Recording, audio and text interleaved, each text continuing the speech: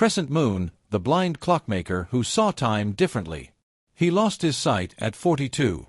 By 45, he was building the most accurate clocks in the country, without ever seeing them.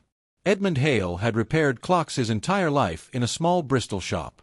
Every gear, every spring, every hairspring balance, he knew by sound and touch before he ever knew by sight. When a degenerative condition took his vision in 6 months, his family expected him to retire. His landlord expected him to close. His apprentice, a 17-year-old named Marcus, expected to lose his job. Edmund expected none of these things. The first year was devastating. He dropped components he couldn't find. He assembled mechanisms backwards.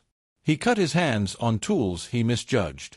His wife Margaret sat across the workshop every evening, quietly reading aloud while he worked, so he could measure time passing by the sound of her voice. He failed 41 clocks before he finished one that worked.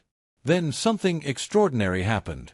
Without sight, Edmund began hearing things in clockwork that sighted craftsmen missed entirely. Microscopic friction. Infinitesimal imbalances.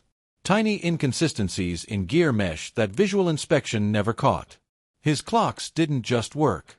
They were measurably more accurate than anything his competitors produced. A horological society in London tested one. It lost 2 seconds in an entire year. Watch manufacturers came to Bristol. Then collectors. Then a museum commission.